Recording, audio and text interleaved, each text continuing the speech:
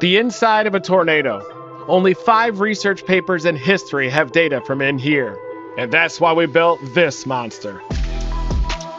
And everything about this vehicle is custom built. The way that it looks, the way it operates, the instruments on it, everything is custom built by us. 5, 4, 3. This is real life Twister. This is the most capable storm chasing vehicle on the planet. This is the Dominator 3. And as you can see, there's plenty of space for sponsors.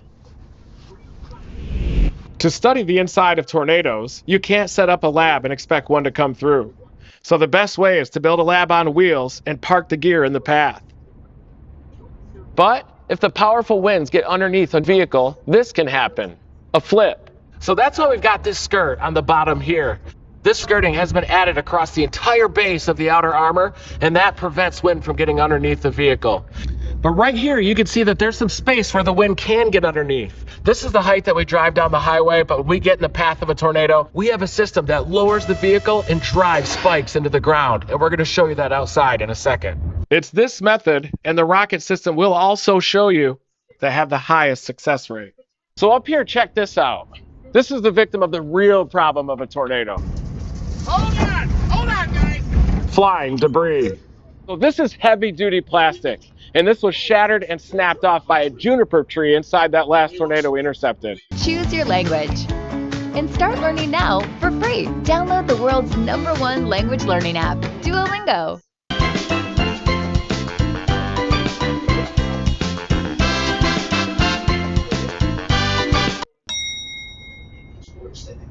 So that leads us to the armor system on the Dominator 3. This is 3/4 inch steel, and this is what the shell of the Dominator 3 is made of, and we've covered that with this rough surface right here. This is a Kevlar-based polyethylene, basically a bulletproof vest for the Dominator 3, and anything just bounces right off. Okay. And over here, protecting the lights, is a 1/4 inch polycarbonate plastic that's also bulletproof.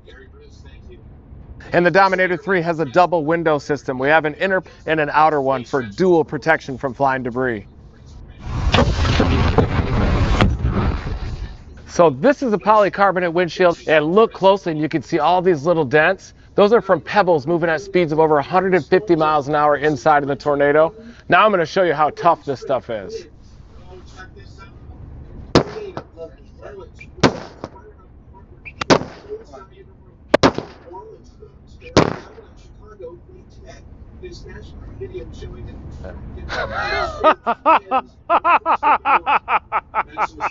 That's tough. Dominator tough.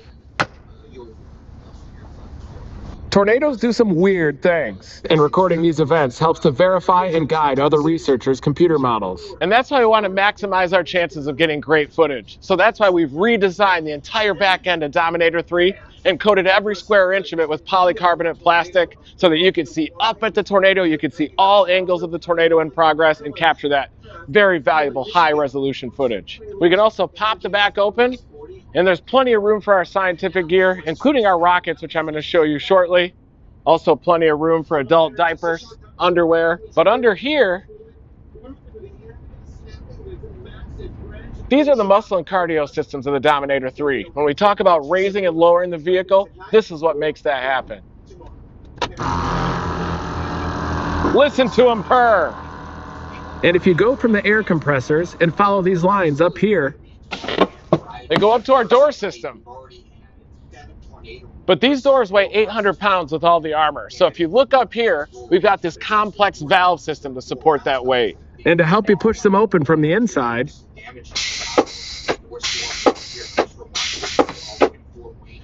yeah, that's our lift system. That helps lift the heavy weight of the door.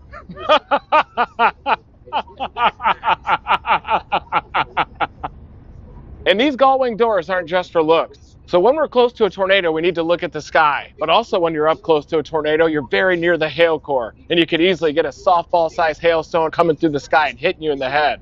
So these doors raise up, and they give us added protection from overhead.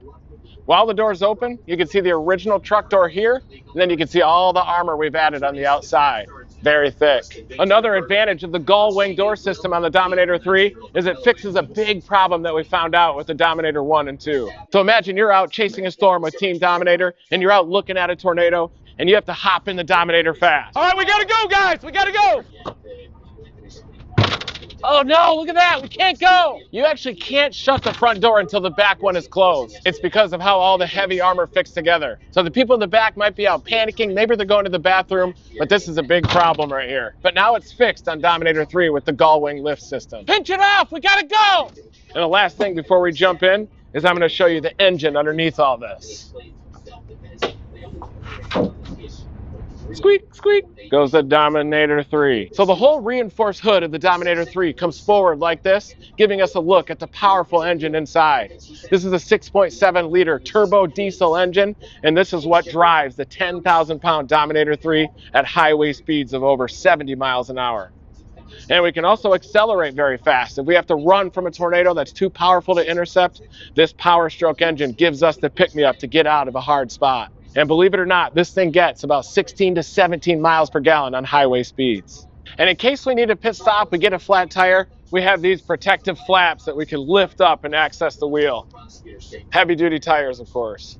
All right, let's step inside the Dominator 3 and show you how we get our data. Yep, eye contact, yep, okay, yep. 3, 2, 1, release.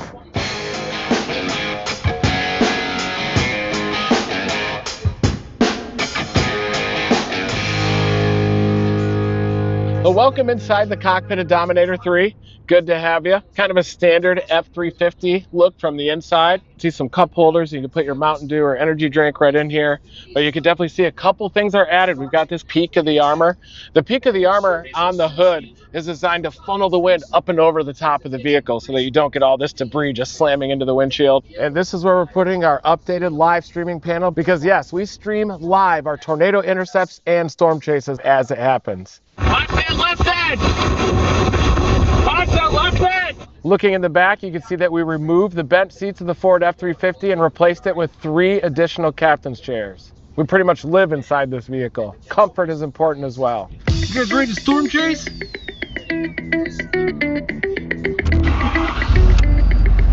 So our research is divided into 2 modes, intercepts and rocket deployments. Intercepts are measurements at the ground level of a tornado with the Dominator. We actually started with super heavy ground probes that we would drop in the path of a tornado. But after having some tornadoes bend away and miss, we decided to turn the whole vehicle into one big probe. That way we can adjust forward and backwards with the tornado right up until the last second. So when we get in the path of the tornado and it's bearing down on us, I press number 1 to drop the vehicle flush to the ground. Bingo, bango, bongo. So now we're flush to the ground, but we want to make sure we're not thrown. So we hit this second switch.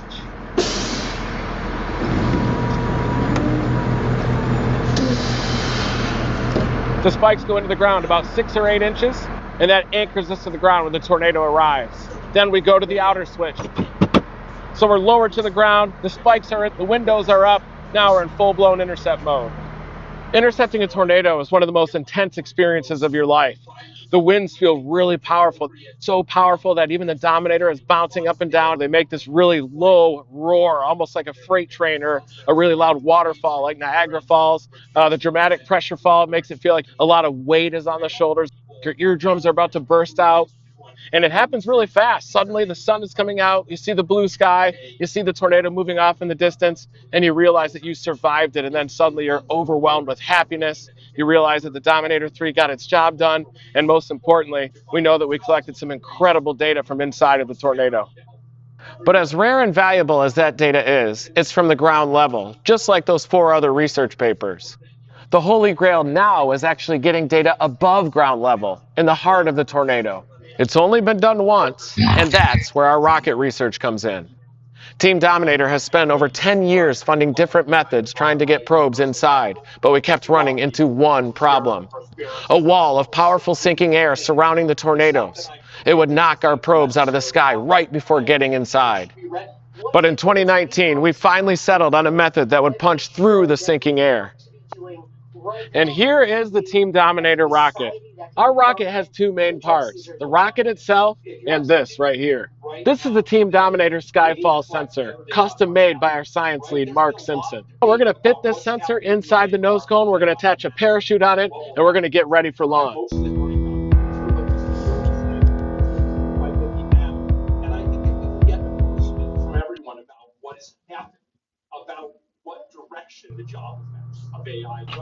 We also have a parachute inside of the rocket. It's all ready to go. So you've got the sensor in the nose cone. We're going to stuff the nose cone on, and now we're ready for launch. To launch a rocket, we need to get in the perfect place of the storm, right in the inflow notch of the supercell. That's where all the wind is flowing in toward the tornado, and we need to be at least a quarter mile away from the vortex. This is true, and I don't know what he would base his views on whatsoever. There we go. Rocket's attached. So this stop right here is what keeps the rocket in place. So we've got the blast plate. That's needed to give the propulsion necessary to launch. And we have these long rods too, because that stabilizes the flight path early on. Then we have the two rocket engines. Now I'm just positioning it to connect the igniters to the engine. That's what provides just a little bit of fire in there to ignite the rocket engine. Gonna make sure positives on one side and negatives on the other, and they don't touch. This is very intense when you know you have an F4 tornado bearing down on you. It's gonna stay just to our west. Mark, am I connected? We now have continuity. I know that the red and the black are connected properly because the continuity lights are on. Can you close your hatch? You gotta stand up and reach out.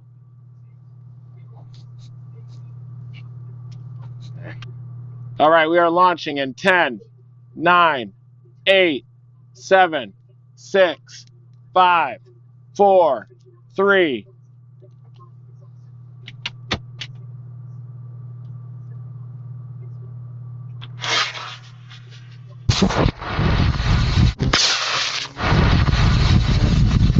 Okay, so now the rocket is flying toward the tornado. It punches through the pocket of sinking air around the vortex. And once inside, the nose cone pops off and the parachute deploys, and it's carried around inside the vortex, just like the movie Twister. And we've got to get after the rocket. So as the probe is getting carried around inside of the tornado, we're immediately getting live data like this. We've got pressure, relative humidity. We've got IMU acceleration. We've got our GPS position.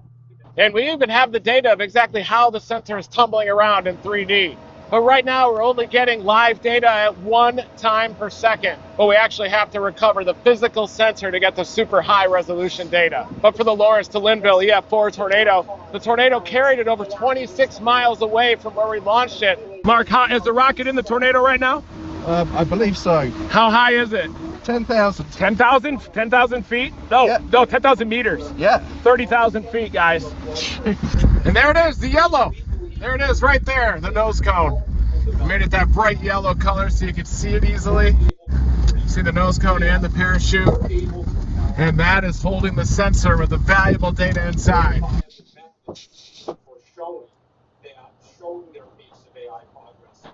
So here it is. The moment of glory here when you retrieve the nose cone. This contains the high resolution data from inside the tornado, the pressure fall, the wind speed, all that 3D information inside, and it's all contained on the sensor in the nose cone.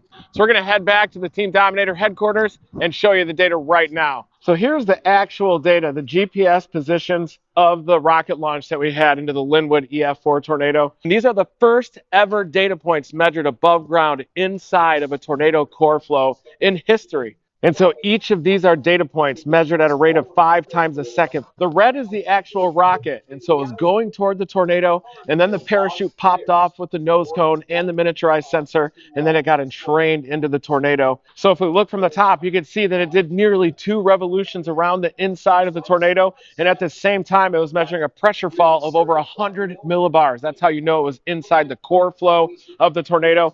And this probe then rode the mesocyclone up to 30,000 feet before falling to the ground near Leavenworth, Kansas, over 26 miles from the launch site. And we wouldn't have found the probe if we didn't post a picture of it. That's how we found the probe over 26 miles away from the launch point. And thank you to Matthew and Jeremy for keeping their eyes open and finding that sensor in the lawn of a church in Leavenworth, Kansas. We're going to be doing another video and take a deeper dive into this first ever data collected above ground inside of a tornado. We're also going to talk about our future research plans, launching dozens of rockets into the tornado at the same time, dozens of sensors. That way we can measure gradients in pressure, gradients in temperature, and really get a three-dimensional understanding of the tornado.